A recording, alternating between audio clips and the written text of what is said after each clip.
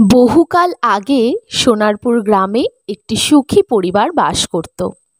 সেখানে থাকত রতন, তার স্ত্রী সুলেখা, তাদের একটি ছোট্ট মেয়ে তুতুল আর রতনের বৃদ্ধা মা ইন্দুবালা দেবী। রতন কর্মসূত্রে বাইরে থাকত। সে ছিল একজন ব্যবসায়ী। মাঝে মাঝে সে তার স্ত্রী, বৃদ্ধা মা এবং সন্তানের সাথে দেখা করতে আসতো। এভাবেই দিন চলছিল। আনন্দে, হাসি আহ্লাদে তাদের দিন চলে যাচ্ছিল। কিন্তু হঠাৎ একদিন সুলেখা প্রচণ্ড অসুস্থ হয়ে পড়ে। ধীরে ধীরে তার শরীর ভাঙতে থাকে। তখন রতন বলে, আচ্ছা গিন্নি, তোমার কি হয়েছে বলো তো? শরীরটা দুর্বল হয়ে যাচ্ছে, রোগা হয়ে যাচ্ছ, ঠিকঠাক খাওয়া দাওয়া করছো না নাকি? কি জানি, বুঝতে পারছি না। আজকাল কাজ করতে গেলেই শরীরটা এত খারাপ লাগে, শরীরটা প্রচণ্ড দুর্বল লাগে।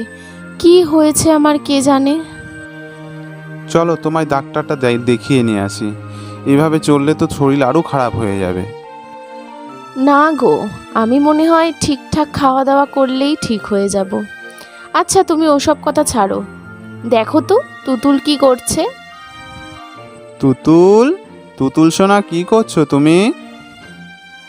বাবা, এই তো আমি বসে বসে পুতুল খেলছি। তুমি কখন এসেছো বাবা? তুমি কখন এসেছো?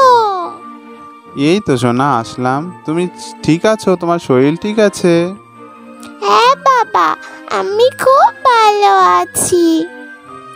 এইভাবেই হাসি আহ্লাদে তাদের দিন কাটতে লাগলো। কিন্তু হঠাৎ একদিন সুলেখা রতনকে বলল,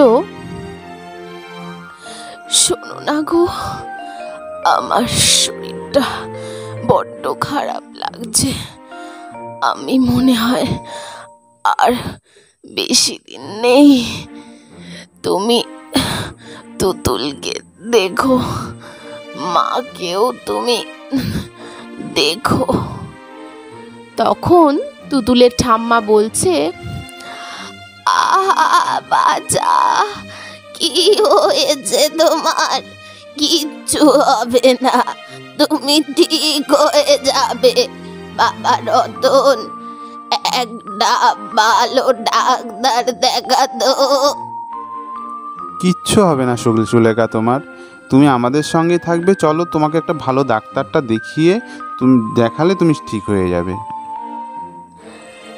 না গো, আমার মনে হচ্ছে আমি আর বেশিক্ষণ নেই। মামা, কি হয়েছে তোমার? তুমি কেন এরকম করছো মা? মা গো। তুতুল সোনা, তোর বাবাকে আর তোর ঠাম্মাকে দেখিস, তোরা ভালো থাকিস। এইভাবেই সুলেখা তার শেষ নিঃশ্বাস ত্যাগ করে। আর ছোট্ট তুতুল সোনা তার ঠাম্মা এবং তার বাবার সঙ্গে বসবাস করতে থাকে। কিন্তু তুতুল ছিল বড্ড ছোট, সে তার মাকে ছাড়া কিছুতেই থাকতে পারছিল না। এদিকে রতনের মা রতনকে বলছে, আচ্ছা, আর কতদিন তুই এইভাবে থাকবি বলতো? তুতুলকে দেখার জন্য তো কাউকে দরকার। তুই এবার একটা বিয়ে কর বাবা, একটা বিয়ে কর। না মা, আমার দ্বারা আর হবে না। আমি ওকে যে খুব ভালোবাসতাম, আজ ও নেই, তাই বলে আমি নতুন একটা বিয়ে করে নেবো, নতুন একটা মেয়েকে নিয়ে আসবো? সে কি ভালোবাসতে পারবে বলো তুতুলকে তার মায়ের মতন করে? সম্ভব না আমার দ্বারা মা। আমি আর কি বলবো বলতো? এদিকে নাতনিটা কতদিন ধরে ঠিক মতো খাওয়া দাওয়াও করছে না। কি হবে বলতো? বাবা, মাকে এনে দাও না বাবা, মা কোথায় গেছে? মায়ের হাতে ছাড়া আমার খেতে ভালো লাগে না। আমি কি করব বলো তো বাবা? মাকে এনে দাও না। মা কোথায় গেছে বলো না।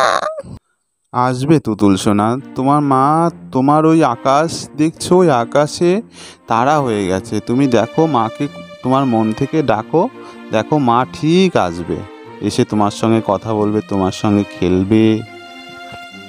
আচ্ছা বাবা, ঠিক আছে।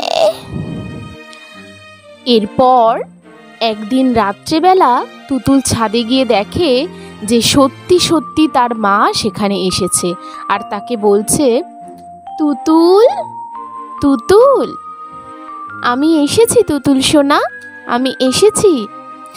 মা, তুমি এসেছো? দেখো না, কেউ আমাকে ভালোবাসে না এখানে। বাবা ঠাম্মি বাসে, কিন্তু আমি তো তোমাকেই বেশি মিস করছি। মা, তুমি আমার সাথে থাকবে তো এখানে?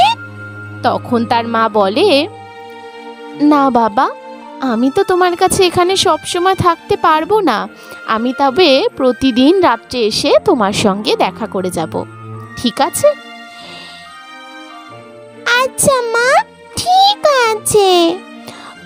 পরের দিন সকালবেলা তুতুল তার বাবাকে বলে, বাবা, জানো তো কালকে রাতে না মা এসেছিল, আমার সাথে কথা বলেছে। তুমি বলেছিলে না রাত্রিবেলা মা আসবে ওই আকাশের তারা থেকে। মা কিন্তু সত্যি সত্যি এসেছে। না না তোতন সোনা, ওটা তোমার মনের ভুল। মা কি করে আসবে আকাশ থেকে? তুমি হয়তো স্বপ্ন দেখেছো, তাই মা স্বপ্নের মধ্যে এসছে। না বাবা, মা সত্যি সত্যি এসেছিল। দেখো না ঠাম্মা, বাবা কিছুতেই বিশ্বাস করতে চাইছে না যে মা এসেছিল। আচ্ছা বাবা, এসেছিল। তুমি এখন খেয়ে শুয়ে পড়ো তো। না না, আমি কিছুতেই শোবো না। তোমরা আগে বলো যে সত্যি সত্যি মা এসেছিল।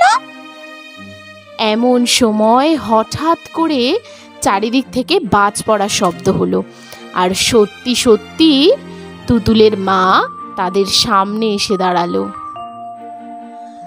আমি এসেছি গো, আমি এসেছি। আমি এখান থেকে চিরতরে মুক্তি নিতে এসেছি, তাই শেষবারের জন্য তোমাদের সবাইকে দেখতে এলাম। তোমরা সবাই ভালো থেকো, আমার তুতুলকে কিন্তু খুব ভালো রেখো। আমি চললাম তুতুল সোনা, আমি চললাম।